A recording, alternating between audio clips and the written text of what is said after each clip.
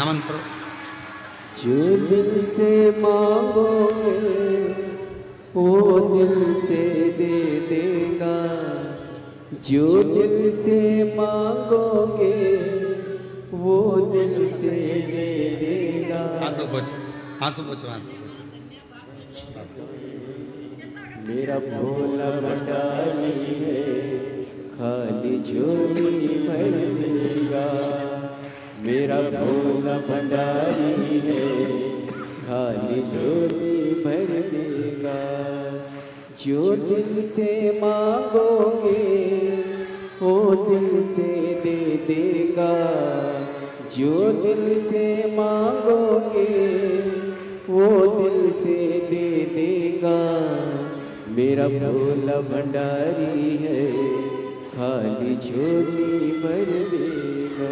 भगवान देवाधिदेव महादेव का प्रसंग कह रहा।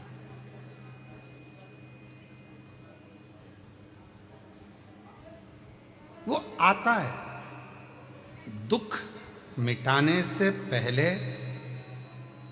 वो आपका स्वप्न में भी आकर आपका दर्शन देकर कह जाता है कि अब चिंता करने की जरूरत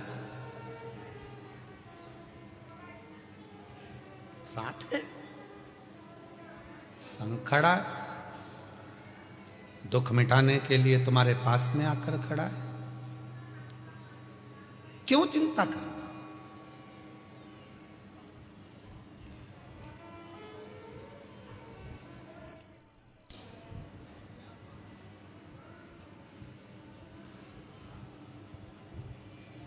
किस बात की चिंता करना?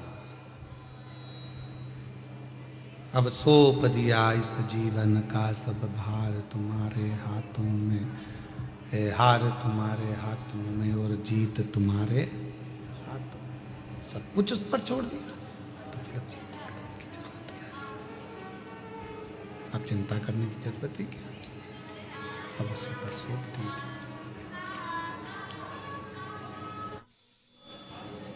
जब भक्ति की प्रबलता होती है, विश्वास दृढ़ होता है, भरोसा दृढ़ होता है, विश्वास दृढ़ होता है, भक्ति प्रखर होती है, तब शिव करुणा जरूर करते हैं। इसलिए कहा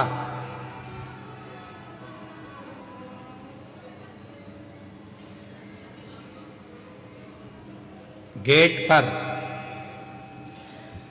बेड पर और डेट पर, तारीख पर, तुम्हारे दुख के समय पर, तुम्हारी तकलीफ के समय पर, तुम्हारी कष्ट के समय पर जो खड़ा है, समझ लेना कि वही तुम्हारे लिए हितैषी है और वही शिव है। वही हितैषी है, वही शिव। परिवार बहुत बड़ा है, रिश्तेदार बहुत सारे हैं, पूरा कुटुंब भरा पड़ा है, पूरा घर भरा पड़ा हुआ है, पूरे नातेदार रिश्तेदार कुटुंबी परिवार, नाते रिश्ते कुटुंब परिवार ढेर भरा पड़ा हुआ है, सारा घर बड़ा पड़ा हुआ है। पर दुख की घड़ी में, दुख के समय पर, तकलीफ की घड़ी में कोई बहुत बड़ा कष्ट आकर खड़ा हो गया और बहुत बड़ी तकलीफ आकर खड़ी हो गई, और उस दुख की घड़ी में अगर दरवाजे पर कोई अपना आकर खड़ा हो जाए तो समझ लेना कि सारे रिश्तेदारों में सबसे श्रेष्ठ रिश्तेदार वही है जो दुख की घड़ी में हमारे गेट पर खड़ा है। जो हमारे गेट पर खड़ा। आ जाइए।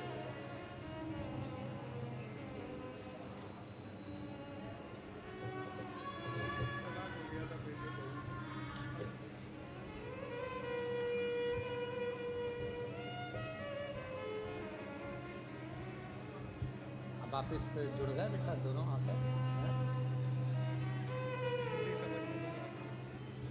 बेटे बहू में तलाक हो गया था और केस चल रहा था, संबंध पूरा खत्म हो गया था। 7 दिन की शिव पुराण की कथा, माँ आस लेकर कथा में पहुंच गई। कहा मेरे बेटे बहू को वापिस जोड़ दो, और भगवान जब बड़ौदा में कथा होगी तो पत्र भेजूंगी। और शिव की कृपा से आज दोनों का संबंध जुड़ गया, वापिस एक हो गए। एक बार जोरदार ताली बजाकर साथ ये बेटे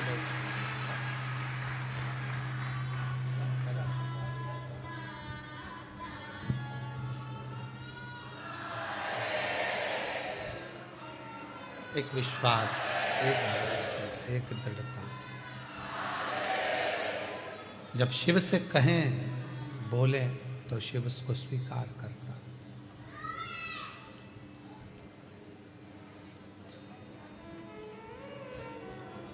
गेट, बेड और डेथ, तीन है। दुख के समय पर कोई तुम्हारे दरवाजे पर खड़ा है तो समझ लेना वही तुम्हारा सबसे ज्यादा श्रेष्ठ हितैषी है, वो पूरा विश्वास के साथ खड़ा हो। कई लोग परिवार के भी ऐसे होते हैं, रिश्तेदार नातेदार ऐसे होते हैं, कुटुंबी परिवार वाले ऐसे होते हैं कि जैसे ही कोई दुख का समय आता है, तकलीफ की घड़ी आती है, किसी के यहाँ मालूम पड़े कोई ईडी का, इनकम का कोई फालतू की बात, कोई केस, कोई थाना, कोई कचहरी, कोई चीज हो जाती है, तो लोग उसके दरवाजे पर जाते ही पहुंचते। तुम्हारे दुख के समय पर अगर कोई गेट पर खड़ा है, तुम्हारे साथ खड़ा है, समझ लेना कि वही शिव है, वही श्रेष्ठ है। पहले नंबर पर गेट, दूसरे नंबर पर बेड। तुम्हारी बीमारी के समय पर, तकलीफ के समय पर, शरीर में रोग के समय पर, हॉस्पिटल में बेड पर पड़े हुए हो, घर पे पलंग पर पड़े हुए हो, और कोई तुम्हारे बेड के पास खड़ा है, तो समझ लेना वही तुम्हारे लिए श्रेष्ठ है। बाकी के जितने हैं वो सब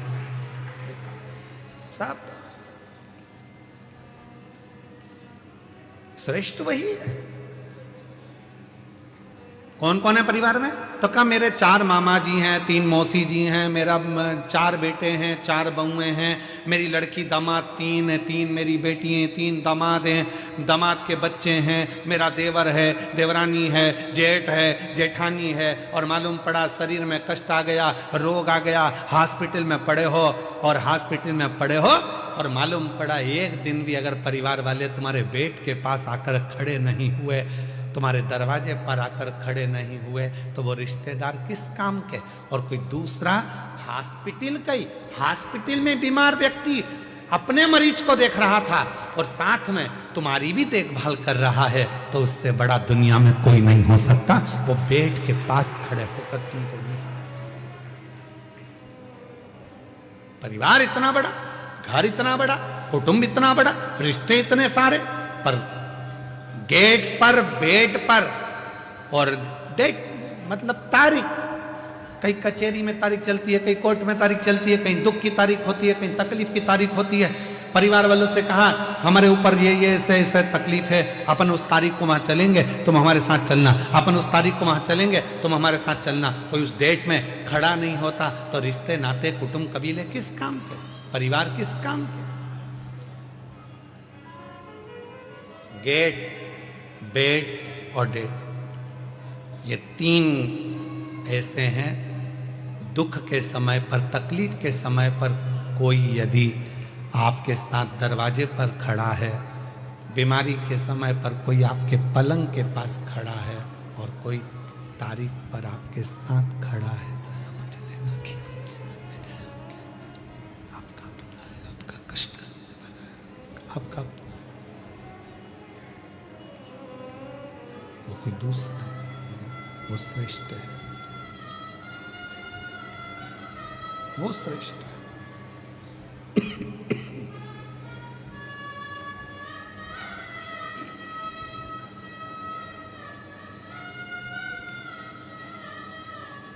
बस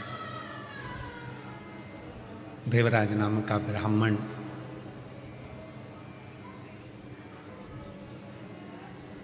अंतिम सांसें गिन रहा है, कोई साथ देने वाला नहीं है, पर माँ ने जो 1 लोटा जल चढ़ाया था, उसका पुण्य उस बेटे को शंकर के मंदिर तक लेकर गया।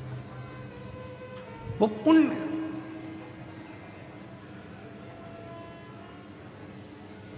बड़ौदा के इस पंडाल में जितने शिव भक्त बैठकर कथा को सुन रहे हैं, आपको शिव महापुराण की कथा में लेकर कौन आया? कौन तुमको यहां लेकर आया? आपका पुण्य, जो आपने एक लोटा जल शंकर के मंदिर में चढ़ाया था, वो पुण्य आपको याद, आपका पुण्य।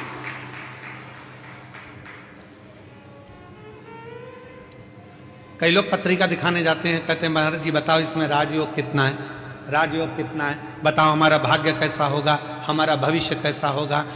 ढेरों लोग ज्योतिषाचार्य जी के पास में जाते हैं और पूछते हैं कि हमारा भविष्य कैसा होगा, हमारा राजयोग कैसा होगा। हमारा निवेदन है, आज तक कोई ऐसा हाथ दिखाने वाला नहीं मिला, कोई आज तक ऐसी पत्रिका दिखाने वाला नहीं मिला जिसने किसी ज्योतिषाचार्य से जाकर पूछा हो कि बताओ कि राजयोग नहीं, ये बताओ कि मेरे राम का दर्शन कब होगा, मेरे शिव का दर्शन कब होगा, मेरे कृष्ण का दर्शन कब? क्या मेरे भाग्य में राम योग लिखा है? राजयोग नहीं। मेरे हाथ की रेखा में क्या राम का दर्शन लिखा है? मेरे हाथ की रेखा में क्या भगवान का दर्शन लिखा है? मेरे पत्रिका में, जन्म पत्रिका में क्या शिव का भक्ति लिखी है? क्या मेरी जन्म पत्रिका में भगवान शंकर की भजन लिखा है? क्या मेरी जन्म पत्रिका में क्या शिव की भक्ति लिखी है?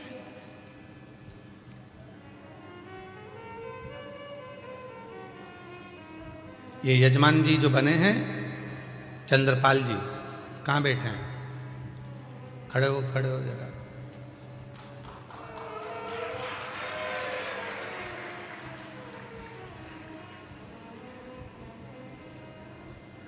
जब महेश बंसल जी, ये महेश बंसल जी हैं, महेश बंसल जी ने जब हमको कल कहा कि गुरुजी मुख्य यजमान ये चंद्रपाल जी हैं, महेश बंसल जी आप कल बोले कि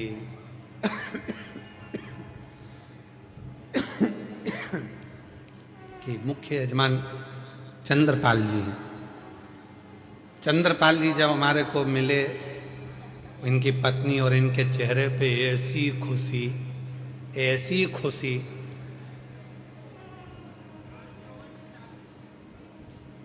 शाल की ट्रे रखी थी बाजू में, वो भी ध्यान में नहीं, पानी का लोटा ध्यान में नहीं, थाली ध्यान में नहीं, और जब हाथ में तिलक लगा रहे थे तो हाथ भी इनका थर थर थर थर थर थर थर थर कांप रहा था। आज हमको कल बंसल जी, इनको देखकर ऐसा लगा जैसे शबरी के दरवाजे पर राम जी आए थे, तो शबरी भी अपनी सुध खो बैठी थी, वो सुध खो। पर बंसल जी आपको भी मैं धन्यवाद दूंगा, आप बोल हीरा के परखैया हो पक्का। जिन जजमान के यहाँ हमारे को ठहराया, अग्रवाल जी के यहाँ, जयदेव जी उनके पुत्र हैं जिनके हम ठहरे, उनका भी इतना सरल भाव है, इतना सरल भाव। क्या नाम है उनका जिनके हम ठहरे हैं? उनका नाम स्मरण में नहीं है हमको, अग्रवाल जी का। तो वो आप ही हैं? अच्छा, साधुता है आपको, बहुत बहुत। इतनी सरलता के साथ में हम जैसे चाहते हैं कि हम जहाँ रुकें वहाँ हम केवल भजन करें, इसके सिवाय कोई हमको परेशान ना करे, ना हमसे कोई पूछे, ना हमसे ये भी मत पूछो कि तुम खाना खाए, भोजन करे कि ना करे, पानी पिए कि नहीं पिए, दूध प्रसाद लिया कि नहीं लिया। हम तो हमारा भक्ति, महाराज जी केवल शिव जी का अभिषेक, शालिग्राम जी का अभिषेक, ठाकुर जी की सेवा और श्री शिवाय नमस्ते। तो मैं इनको भी धन्यवाद दूंगा, आपने ऐसी जगह ठहराया कि जहाँ उनकी बहू बच्चे कोई नहीं, केवल कुछ कोई पूछे ना, केवल उनको मालूम है गुरु जी अपनी भक्ति में लगे हैं, भोजन प्रसाद बना देना, ठाकुर जी की सेवा में पहुंचा देना। अग्रवाल जी आपको भी बहुत बहुत धन्यवाद देता हूँ इस चीज के लिए। साधु विराजी, बहुत बहुत शिव तत्व इसी को कहते हैं।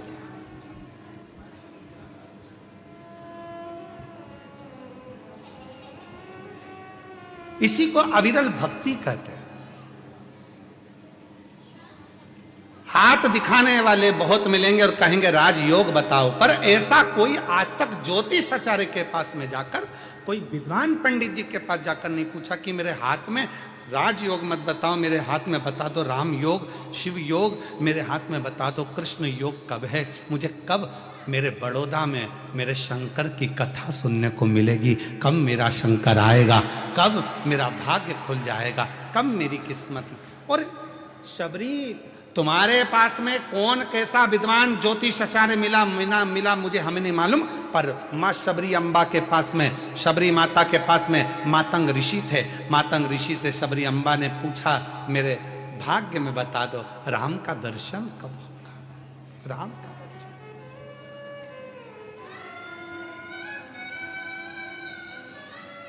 शबरी चाहती तो मातंग ऋषि से कह सकती थी कि मेरी 4 मंजिल का भवन कब बनेगा, गाड़ी कब आएगी, बंगला कब आएगा, राज्य योग कब बनेगा, पर शबरी ने यह कुछ नहीं मांगा। शबरी ने तो केवल इतना कहा कि मेरे ऊपर कृपा कर कर बता दो कि मुझे राम का दर्शन कब होगा।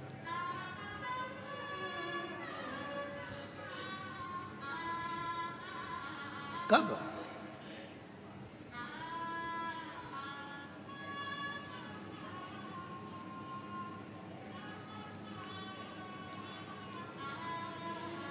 कब मुझे दर्शन हो, कब मैं मिलूं उससे।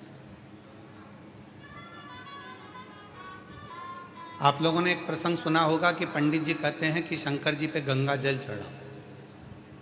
अरे बोलो तो जम के, सुना है कि नहीं सुना? कई पंडित जी कहते हैं पूजन करने बैठे हो गंगा का जल लाओ शंकर पे चढ़ाएंगे, गंगा जल लाओ शिव जी पे चढ़ाएंगे। कभी आपके मन में आया कि पंडित जी ने कहा कि गंगा का जल शिव जी को चढ़ाना है, गंगा का जल शंकर भगवान को चढ़ाना है? कभी विचार करा कि आपने पंडित जी से कहा पंडित जी आप कह रहे हो कि गंगा का जल शिव जी को चढ़ाना है, पर गंगा तो शंकर भगवान के मस्तक पर बैठी हुई है, तो उनका जल उन्हीं को चढ़ाएंगे, यह कहाँ की रीति है? आप बोलो कि साधारण जल लियाओ, कुएं का जल लियाओ, बावड़ी का जल लियाओ, जाओ ये जल लेकर आओ शंकर भगवान को, पर आप कह रहे हो गंगा का जल चढ़ाएंगे। ये रीति कहाँ से आई? क्योंकि गंगा मैया जब शंकर भगवान की जटा में आकर बैठ गई, चारों तरफ से जटा बंद गई, गंगा अंदर रह गई, और रहने के बाद गंगा बाहर निकलने के लिए घूम रही है उसी जटा के अंदर। भागीरथ बाबा हाथ जोड़कर कहते हैं भोले बाबा मेरे पूर्वजों के उद्धार के लिए गंगा को तो बाहर निकाल दो, वो तो पूरी की पूरी आप में समाहित हो गई। तब शंकर भगवान ने कहा कौन कह रहा है कि गंगा को निकालना है? भागीरथ जी कहते हैं मेरे पूर्वजों के लिए गंगा को निकाल दो, मैं गंगा को निकालने को तैयार हूं। गंगा तैयार है? गंगा कहती है मैं भागीरथ जी के पूर्वजों के उद्धार के लिए कलकल कर कर बहना चालू करती हूं, और ऐसी दौड़ लगाऊंगी कि भागीरथ बाबा के 60,000 काकाओं के उद्धार को मैं अभी की अभी कर दूंगी। शिव जी कहने लगे तेरी दौड़ में तुम मुझे दर्शन नहीं कर पाएगी, मुझसे नहीं मिल पाएगी। गंगा जी कहती हैं मैं आपका दर्शन भी करूंगी और मिलूंगी भी। और गंगा को भगवान शंकर ने अपनी जटा से निकाला। बहती हुई गंगा भागीरथ बाबा के यहां 60,000 काकाओं के उद्धार के लिए पहुंच गई।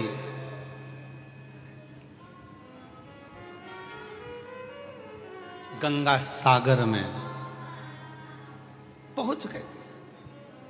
अब गंगा को शिव नहीं मिल रहा, गंगा को शंकर का दर्शन नहीं हो रहा, गंगा शिव को देख नहीं पा रही है, गंगा शंकर के करीब नहीं रह पा रही है, गंगा शंकर भगवान का मुख नहीं देख पा रही है।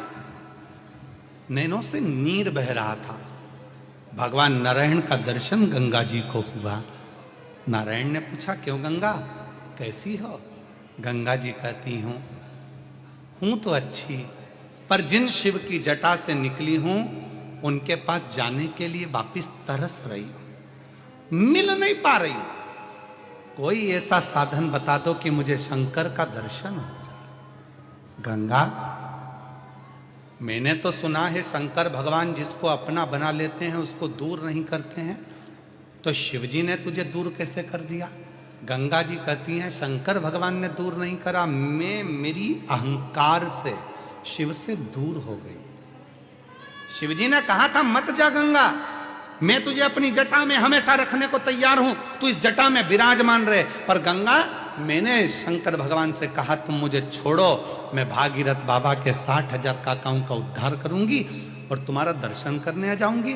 पर ऐसी बह रही हूं, निरंतर ऐसी बह रही हूं कि शिव का दर्शन मुझे वापस मिलता ही नहीं है। आप कुछ कृपा करो। भगवान नारायण ने शंकर जी से प्रार्थना करी, आप कुछ करिए। शंकर जी ने पार्वती से कहा, पार्वती गंगा का जल लेकर ही मुझ पर चढ़ा। पार्वती जी ने पूछा, जो गंगा तुम्हारी जटा पर बैठी है उसी का जल तुम्हें चढ़ाऊं, तो इसका मतलब क्या है? शंकर भगवान कहते हैं कि वो गंगा मेरे दर्शन करने के लिए तरस रही है।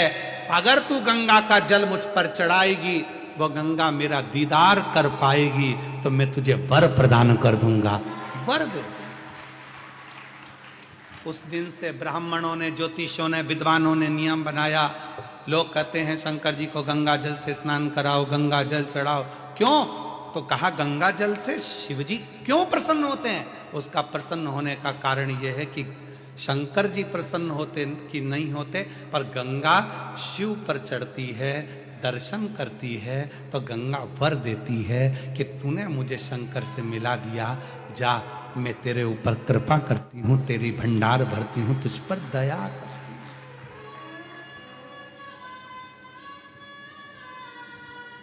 कृपा करती हूं, मैं तुझ पर दया करती हूं। और मिलाने वाला कितना श्रेष्ठ होता है ये आप सबको मालूम है। मिलाने वाला,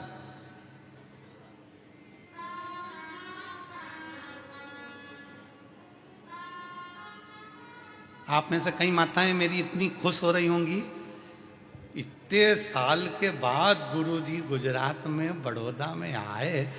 अरे बाबा बड़ी कृपा कर दी, हम तरस रहे थे, हम दर्शन के लिए, कथा के लिए हम नहीं जा सकते, बाहर कथा सुनने के लिए हम दूर नहीं जा सकते, कथा श्रवण करने के लिए, पर हमारे बड़ोदरा में बाबा भोलेनाथ ने करुणा कर दी।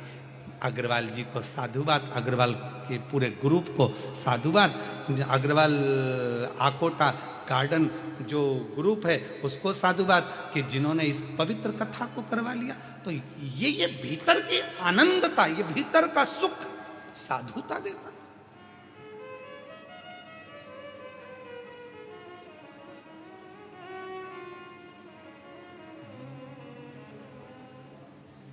और मैं हूं प्रेम रोगी, मेरी दवा को करा, जाओ जाओ जाओ किसी वेद को बुलाओ, मैं हूं प्रेम। और इसी भजन को, इसी गीत को, फिल्म के इस गीत को हमने शिव पर गाने का स्मरण किया।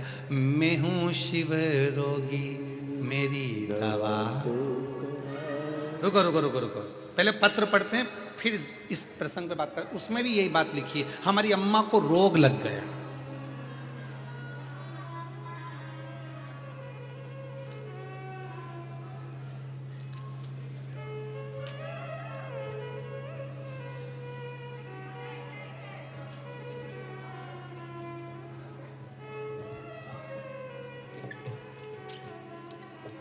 इन्हीं ने लिखा है, ये जो गीता दीदी आई थी, गीता बहन बड़ौदा से, इन्हीं ने लाइन लिखी है। जरा पढ़िएगा आप भी हमारे साथ में, सब पढ़ना, जितने आस्था चैनल पर बेबी और जो एलईडी के सामने देख रहे हैं वो भी पढ़ना। इस लाइन को दिखाइए, थोड़ा बड़ा कर कर, थोड़ा बड़ा कर कर दिखाना। गुरुजी सबको चरस गांजा का नशा चढ़ता है, और मेरी मम्मी को शिव महापुराण का नशा चढ़ा।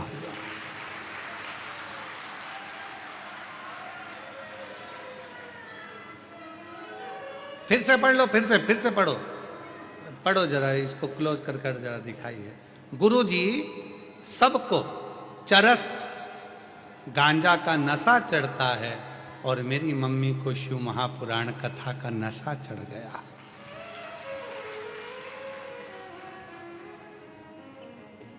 पहले मम्मी बीपी की दवा खाती थी, देखो देखो जरा पढ़ो तो सही।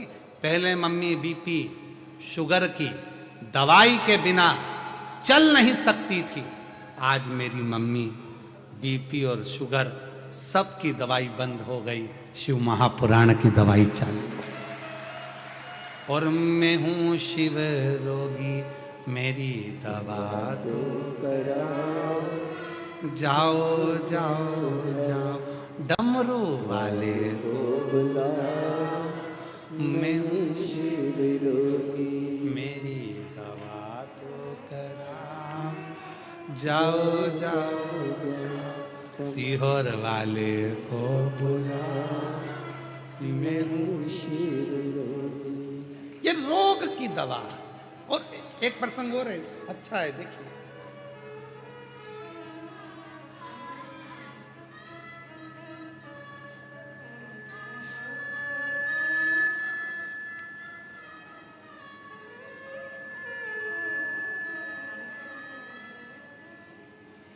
गुरुजी मेरा प्रणाम, मेरा नाम शारदा पटेल है, मैं बड़ौदा से आई हूँ। शारदा पटेल कहीं बैठी हो तो हाथ हिला सकती हैं, बड़ौदा से हैं। और मेरा मोबाइल नंबर ये है गुरुजी 2021 से।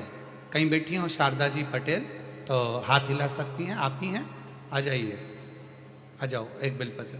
गुरुजी मेरी बेटी 2021 से अंदर से इतनी टूट चुकी थी कि उसका विश्वास हट गया था, सब कार्य में उसका मन हट गया था, बहुत हिम्मत हार गई थी।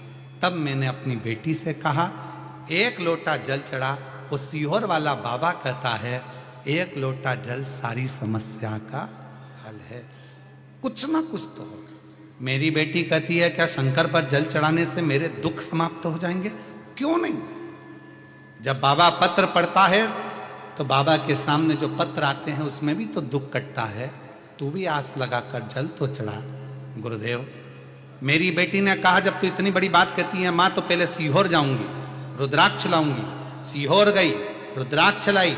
रुद्राक्ष को मेरी बेटी ने अपने गले में पहना और जो मेरी बेटी ने अपने गले में धारण करा उसमें इतना बल आ गया कि जो जो कार्य करती है मेरी बेटी के सारे कार्य सफल होना प्रारंभ हो गए। आज मैं बाबा को प्रणाम करने, एक लाइन लिखी है, आप भी पढ़ो और उसको गुनगुनाओ, बहुत अच्छी लाइन है जो हम भी गुनगुनाते रहते कि लुटा दिया भंडार काशी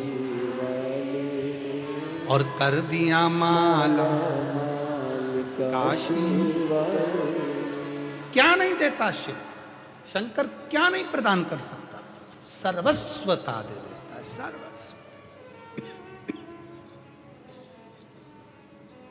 जो जैसी भावना लाया वो वैसा ही फल पाया। आप जिस भावना से आए हो, आप जिस विचार से आए हो, आप जिस शुद्ध भाव से आए हो वो आपके ऊपर निर्भर करता। इसीलिए शिव महापुराण की कथा कहती है, कथा सुनने आना। हमको मालूम है कि पंडाल में जगह नहीं मिलने वाली, हो सकता है ट्रैफिक में फंसोगे, थोड़ा लेट होगे, थोड़ा देर होगा, समय लगेगा, तो अपने साथ एक छाता, पानी की 2 बाटल लाए हो। सब लोग जम के बोलो जरा, पानी की अगर 2 बाटल लाए हो तो फिर पानी बांटने वाला आ रहा है तो बार बार उठ के खड़े क्यों हो रहे हो?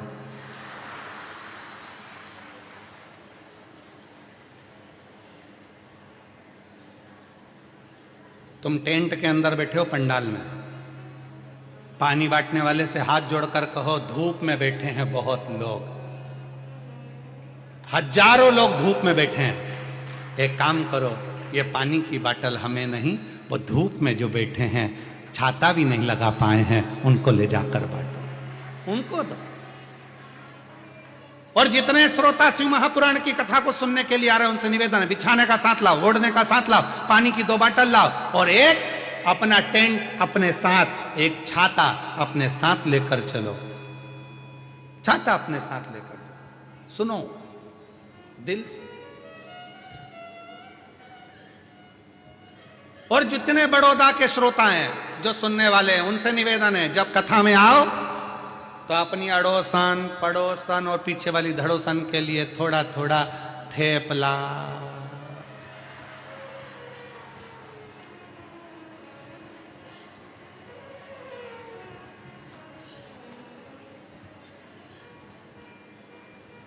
फाफड़ा, जो भी तुम घर में बनाती हो भोजन आदि, वो थोड़ा अपने शिव भक्तों का मुख झूठा कराने के लिए अवश्य लेकर चलो। कहते हैं शिव महापुराण की कथा में केवल श्रोता नहीं आते, शिव महापुराण की कथा में 33 कोटि देवता सुनने के लिए आते हैं। उनका मुख झूठा, उसका फल है, उसका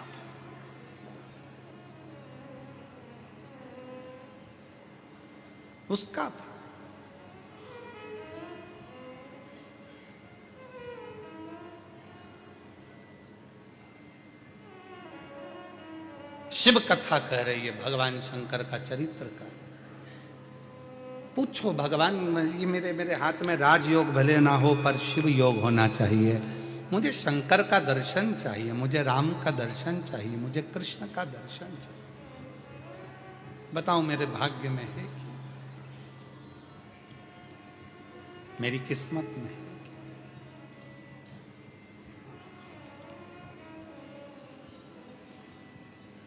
और लिखन वाले तू हो के दयाल लिखना, लिखन वाले तू हो के दयाल लिखना, मेरे हृदय अंदर शिव जी का नाम लिखना, मेरे हृदय अंदर शिव जी का नाम।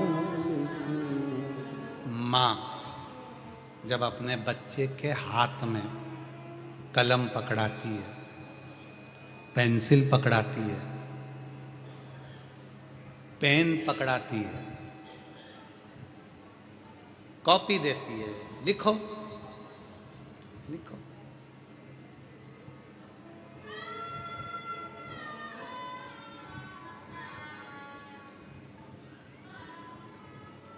बच्चे को लिखना आता है? पहली बार जम के बोलो जरा, सबसे पहली बार बच्चे के हाथ में माँ ने कलम पकड़ाया, पेन पकड़ाया, बच्चे को लिखना आता है? नहीं। पेन पकड़कर क्या करता है? सीधी सीधी रेखा खींचता है, लाइन खींचता है, सीधी सीधी। उसको लिखना नहीं आता। फिर क्या होता है? जब वो लाइन खींचना चालू होता है तो माँ उसका हाथ पकड़ती है, फिर उसी लाइन पर माँ उससे अक्षर लिखवाती है। बोलो सही है कि गलत है? माँ हाथ पकड़ी, बच्चे को कॉपी दे दी, पेन दे दिया, उसने तो लाइन खींचना प्रारंभ कर दिया। उसने लाइन खींची।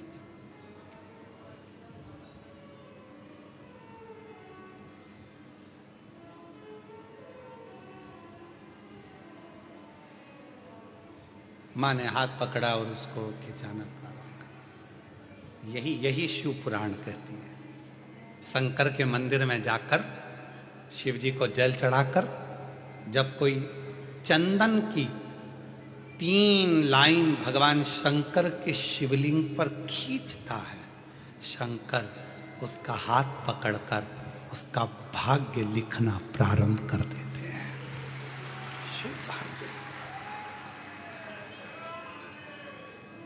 अब कई लोग कहते हैं कि हम एहसान कर रहे हैं, हम मंदिर जाते हैं, शंकर का श्रृंगार करते हैं, शिव जी के मंदिर में जाकर शंकर जी को त्रिपुंड लगाते हैं। नहीं, आप बच्चे हो, आपको हाथ में कलम पकड़ा दी गई है और आपको लिखना नहीं आता, आप अपना भाग्य नहीं लिख सकते, तो शंकर के मंदिर में जाकर जब आप अपनी उंगली की 3 रेखाएं खींचते हो, यहां तक शिव पुराण कहती है अगर चंदन नहीं है, अबीर नहीं है, गुलाल नहीं है, रोली नहीं है, कुछ भी तुम्हारे पास में नहीं है, शंकर जी को तुमने जल चढ़ाया, जल चढ़ाने के बाद अगर चंदन रोली हल्दी कुछ नहीं है तो भी अपने हाथ की 3 उंगलियों से शंकर के शिवलिंग पर जब आप 3 रेखाएं दिल से, हृदय से, भाव से बनाते हो तो भी शंकर भगवान हाथ पकड़कर तुम्हारे भाग्य की रेखा बनाना प्रारंभ कर देगा।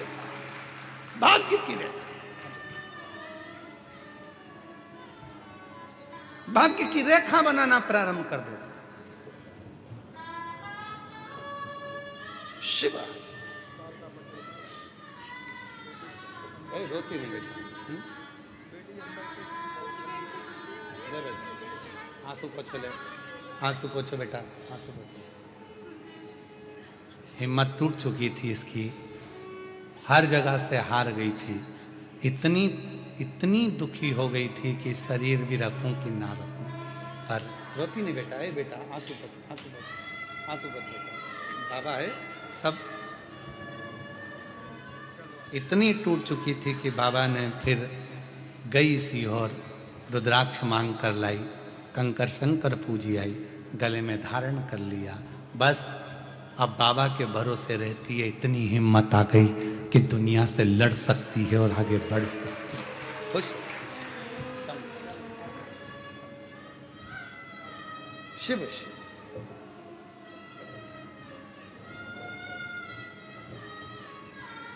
एक विश्वास मेरा तू ही तो हमदर्द, जिसे हर दर्द कहता हूँ। मेरा तू ही तो हमदर्द है, जिसे हर दर्द कहता हूँ। दुनिया के आगे प्रभु चुपचाप मैं रहता हूँ। दुनिया के आगे प्रभु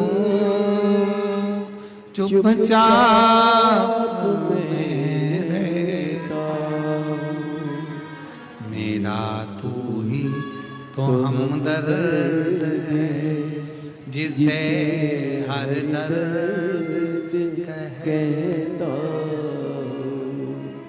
मेरा तू ही तो हमदर्द है, जिसे हर दर्द कहता हूँ। दिल से अब खींचो 3 लाइन। ब्रह्मा विष्णु महेश की 3 सलाखाएं जब शिव जी के शिवलिंग पर लगाई जाती है, यहां तक शिव पुराण कहती है, अगर हम शंकर भगवान के शिवलिंग को जल चढ़ाकर 3 रेखाएं भी ना खींच सकें, तो अपने हाथ की 3 उंगली का यदि स्पर्श मात्र भी शिवलिंग पर कर देते हैं, तो ब्रह्मा विष्णु और महेश की करुणा हमारे ऊपर होना प्रारंभ हो जाती है। यहां तक शिव पुराण का, यहां तक। क्यों कहते हैं आपसे? शिव महापुराण की कथा सुनने के बाद जब आरती हो, आरती होने के बाद कर्पूर गौरम होने के बाद जब आप अपने घर को जाओ, हमारा तो निवेदन है, जिसको बीच में अगर कथा चलते में बीच में घर जाना रहता है तो उसको कथा में आना भी नहीं चाहिए। अगर आपको कथा के बीच में उठना है, घर जाना है, हाँ नहीं मैं 1 बजे से 4 बजे तक कथा है, मुझे 3 बजे घर जाना है, तो कथा में मत आओ। आप अपने घर पे टीवी में कथा सुनो, अपनी जिंदगी का आनंद पाओ। कौन कह रहा है कि जाओ? 1 बजे से 4 बजे तक कथा है, तो 4 बजे जब कथा विराम हो, आरती हो, वहां की मिट्टी को अपने हृदय से लगाओ, मस्तक से लगाओ, प्रणाम कर कर बाबा से झोली पसार कर विनय करो, बाबा तेरी कृपा से बड़ी मुश्किल से कथा मिली है, ना जाने बड़ौदा में तू फिर कब आएगा, कब कृपा करेगा, ना जाने कौन सी मेरी किस्मत पलटाना होगी जो तू मुझे कथा के पंडाल में ले आया। अगर तू नहीं बुलाता तो मेरे घर में कोई ना कोई उलझन आ जाती, नहीं आ पाती, कोई विवाह शादी में चली जाती, कोई टेंशन में पड़ जाती, कथा में नहीं पहुंच पाती। पर तूने मुझे बुलाने के लिए सारी चिंताएं समाप्त कर दी और मुझे बुलाया है। मैं समझ गई, शादी में अगर कोई किसी को बुलाता है तो विदाई में कुछ ना कुछ देकर भेजता है। तूने मुझे कथा में बुलाया तो तू भी कुछ ना कुछ देकर जरूर भेजेगा, ये निश्चित है। मैं आई हूं तेरे आश्रित होकर, तेरे भरोसे होकर, तुझ पर तड़ा कर कर, तेरे पर विश्वास कर कर मैं तेरे पास पहुंची हूं, और ये पक्का भरोसे से कहती हूं, मेरा तू ही तो हमदर्द है, जिसे हर दर्द कहता नहीं आती, बच्चों को लिखना नहीं आता, पर लाइन खींचना तो आता है। बच्चा दीवार पे लाइन खींच देता है, बच्चा कॉपी में लाइन खींच देता है। माँ हाथ पकड़कर उस बच्चे को लिखना सिखा देती है। उसी तरह जो शंकर के मंदिर में जाकर एक लोटा जल चढ़ाना प्रारंभ करता है, 3 रेखाएं खींचना प्रारंभ करता है, चंदन लगाकर त्रिपुंड बनाना प्रारंभ करता है, बाबा उसके भी जीवन में सुख हाथ पकड़कर देना प्रारंभ कर देता है। सुख देना, प्रसन्नता देना।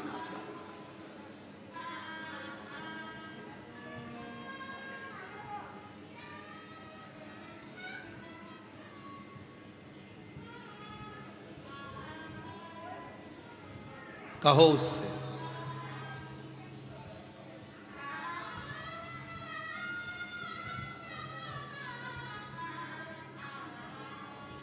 एक पत्र में एक बहन जी ने लिखा है, जल्पा बेन गोहिल, जल्पा बेन गोहिल, चलो जरा पढ़ के बताओ। जल्पा बेन गोहिल कन्नाज पंचमहाल गुजरात से हैं। कहीं बैठी हो आप ही हैं? हाथ हिला दो एक बार। हाँ हाँ, वापिस हाथ हिला दो एक बार। जल्पाबेन गोहिल कणाज पंचमहाल गुजरात से हैं। है? 2 माताएं हैं, जिनका नाम ये है। जल्पाबेन कौन सी है? जल्पाबेन हाथ हिलाएं। जल्पाबेन गोहिल हाथ हिलाइएगा। हाँ ठीक है, दिख गए, आ जाइए। 1 लोटे जल का शिवरात्रि के दिन गेहूं के उपाय का आपने बताया था गुरुदेव। गुरुदेव, मेरी मां को एक बीमारी है, पॉलीसिथीमिया कर एक बीमारी होती है जिसमें ब्लड चढ़ाया जाता है। डॉक्टर के हिसाब से वो बीमारी कभी समाप्त नहीं होती, अंतिम सांस तक रहती है। पर गुरुदेव, आपने कहा था कि पंडाल में बैठकर कथा सुनो, आखिरी में पंडाल की मिट्टी को अपने शरीर पर लगाकर जाओ, बाबा आपके दुख को दूर जरूर करेगा। गुरुदेव, मैंने सूरत डिंडोली के दूसरे दिन की कथा पंडाल में बैठकर सुनी और मेरी माता को मैंने वो मिट्टी ले जाकर दी और मम्मी ने शरीर पर लगाई। आज बाबा को धन्यवाद देने के लिए आई हूं कि मेरी मम्मी की वो पॉलीसिथीमिया की बीमारी पूरी की पूरी समाप्त हो गई और बाबा की कृपा से मेरी मम्मी पूरी ठीक हो गई। गुरुदेव, बाबा बाबा है, देने में कमी नहीं करता, वो इतना देता है गुरुदेव कि जो मांगो वो प्रदान कर देता है। मैं बाबा को नमन करने आया हूँ। एक लाइन अच्छी लिखी है कि लुटा दिया भंडार काशी वाले ने, कर दिया माला काशी। शिव से, हृदय से, भाव से, निर्मलता से और हृदय की शुद्ध भाव से जो हम कहते हैं वो शिव स्वीकार करता है, शंकर भगवान स्वीकार करते हैं। देवराज नाम के ब्राह्मण को जब भगवान देता है तो कुछ ना कुछ अच्छा करने का प्रयास करता है। वो शिव मंदिर में पहुंच गया, शंकर भगवान ने हाथ पकड़ा, उसके प्राण छूटने का समय था। बेल पत्र के वृक्ष के नीचे उसके प्राण छूटे, बेल वृक्ष।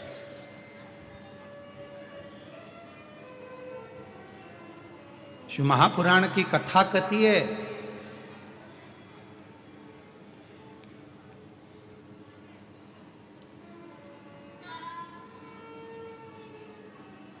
मरने से पहले अपने सिर का ऋण चुका देना चाहिए।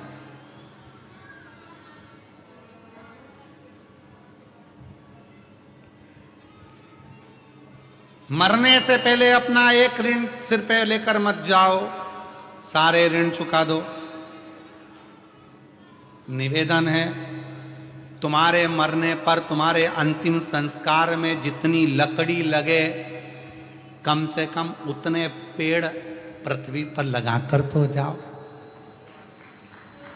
उतना वृक्षारोपण कर कर तो जाओ। मरोगे, चिता में अग्नि लगेगी, अग्नि के लिए लकड़ी चाहिए, कितने पेड़ों की लकड़ियां तुम्हारे शरीर को जलाएगी। कम से कम एक काम करो, जो महाशिवरात्रि आ रही है 15 फरवरी को, उस दिन उस शिवरात्रि को ग्रीन शिवरात्रि के रूप में मनाएं और एक एक वृक्ष सब लगाएं। आप सबसे निवेदन है उस शिवरात्रि का नाम ग्रीन शिवरात्रि रखो। ग्रीन शिवरात्रि, वृक्षारोपण करो, बेल वृक्ष लगाओ, बेलपत्री का वृक्ष नहीं मिले तो कोई दूसरा वृक्ष लगाओ, पर लगाओ वृक्षारोपण। आइए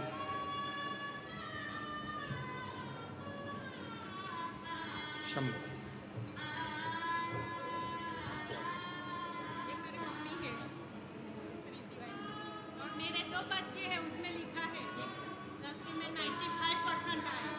ठीक है ना? अभी और 12वीं की तैयारी कर रहा है और बेटी 10वीं में है, एक बार उसके दिल के हमसी और 5 बार जाके आए। वाह वाह, उनको बोलना हमें भी कथा करानी है गाँव में। शंभु शंभु भंडार पर दे बाबा, शिव कृपा।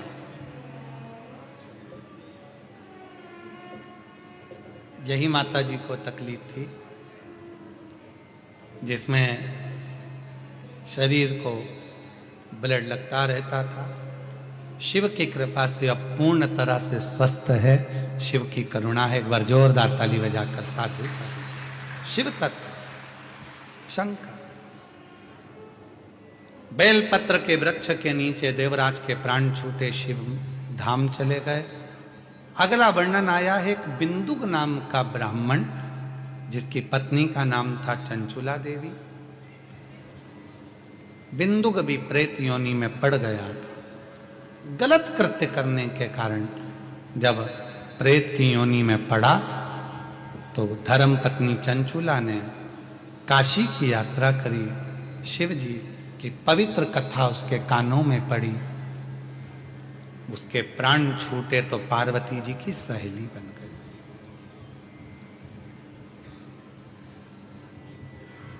बिंदुक को प्रेत की योनि में देखकर चंचुला का मन बड़ा दुखी था। मेरे पति को मुक्ति कैसे मिले, मोक्ष कैसे मिले? कहा एक साधन हो सकता है। पार्वती जी ने कहा यदि तुम अपने पति की मुक्ति के लिए, मोक्ष के लिए शिवपुराण की कथा को श्रवण करोगे, भगवान शंकर की कथा को सुनोगे, तो तुम्हारे पति के मुक्ति जरूर। कथा कौन सुनाए? शिव कथा शंकर भगवान का कोई शिव भक्त शिव की कृपा से अगर जन्म लेता है और शिव कथा सुनाता है तो कथा सुख प्रदान करने वाली होती है। तो कथा कैसे सुने, कौन सुनाए? तो कहा शंकर भगवान के एक परम प्रिय भक्त हैं जिनका नाम है तुमरुका। तुमरुका ऐसे तुमरुका जी हैं जिनका शरीर मनुष्य का है और मुख घोड़े का है। एक हाथ में करताल, एक हाथ में वीणा लिए हुए हैं और शिव जी के नाम का गुणगान करते रहते। तुमरुका जी को लोग दक्षिण में मंदिर के दरवाजे पर एक साइड नारद जी की मूर्ति, एक साइड तुमरुका जी की मूर्ति का दर्शन आप लोग करते।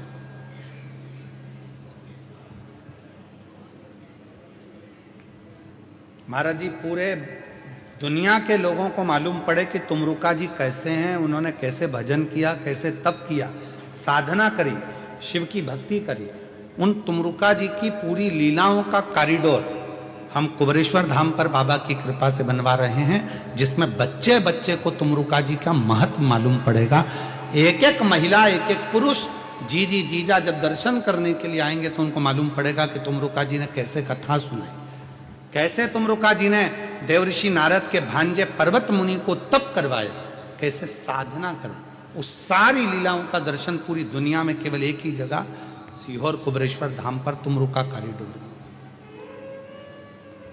समय लगेगा भी इसको बनने में लगभग, पर शिव कृपा से बन, और आप सबका सहयोग रहा तो जल्दी से जल्दी बनकर तैयार होगा, ये भी निश्चित है शिव कृपा से। चंचुला देवी ने शिव पार्वती से विनय कर कर शंकर भगवान पार्वती माता ईश्वर जी गोरा जी बने, गणा गौर बनकर चले और सुंदर आनंद के साथ में शिव महापुराण की कथा प्रारंभ होती है। ईश्वर जी गोरा जी आ रहे हैं, जोरदार ताली बजाकर स्वागत करें, वंदन करें, अभिनंदन करें। भगवान शिव की यह पवित्र कथा 7 दिवसीय शिव महापुराण की कथा बड़ौदा में चल रही है। 16 से 22 जनवरी तक leprosy ground Sardar stand for lane Ajwa road Vadodara Gujarat में एक कथा चल रही है। बड़े प्रेम से कल भी कथा का समय 1 बजे से 4 बजे तक रहेगा। दिल से कथा का लाभ लें और अपने जीवन को धन्य बनाएं। 7 दिवसीय कथा को अपने जीवन में उतार कर सार्थक करें अपने जीवन को। ये कथा 22 तारीख को पूर्ण होगी। 27 तारीख से 31 तारीख तक 5 दिवसीय शिव महापुराण की कथा। माघ के जो महीना चल रहा है, माघ मेला प्रयागराज में चल रहा है।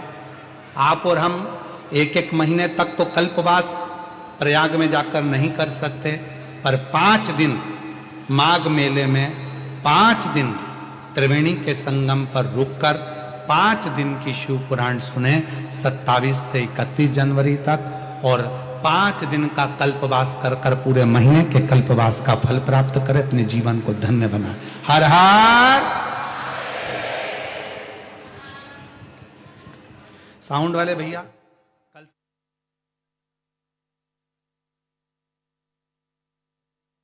सभी भक्तों को हर हर महादेव साधा जैसे कृष्णा श्री शिवाय नमस्तुभ्यम। व्यासपीठ को नमन करते हुए हम सबके प्रिय, हम सबके लाडले ठाकुर कल्लू जी महाराज के चरणों में नमन करते हुए परम सत्य परम आदरणीय विश्वविख्यात पूज्य गुरुदेव के पावन चरणों को नमन करते हुए और आप सभी शिव भक्तों के चरणों में नमन करते हुए सुंदर आज हम सभी ने प्रथम दिवस की कथा श्रवण करी। कल दूसरे दिवस की कथा यही दोपहर 1 बजे से 4 बजे तक हम सभी श्रवण, प्रथम दिवस की कथा श्रवण करी। कल दूसरे दिवस की कथा यही दोपहर 1 बजे से 4 बजे तक हम सभी श्रवण कर कर अपने जीवन को कृतार्थ में करेंगे, आनंद में करेंगे। सुंदर आरती का समय भी हो चुका है। आरती में जिन भक्तों के नाम मंच से लिए जाएंगे वे अति शीघ्र मंच पर पधारें। श्री महेश भाई जी बंसल, श्री मुकुट भाई जी अग्रवाल, श्री सुकुल जी अग्रवाल, श्री नरेंद्र जी अग्रवाल, दिनेश भाई जी अग्रवाल बड़े ही आदर और सम्मान से मंच पर पधारे। सुंदर आरती का आनंद हम सभी मिलकर लेंगे। जय जय श्री राधे। ध्यान दें, मेरा सभी भक्तों से निवेदन है, कोई भी सोना, चांदी, हीरा, पन्ना, सोने का सामान, महंगी मोबाइल, महंगा सामान लेकर कथा के पंडाल में ना आए। आपकी कोई भी वस्तु अगर चोरी जाती है, घूमती है, उसके जवाबदार आप होंगे, ना कि आयोजक समिति।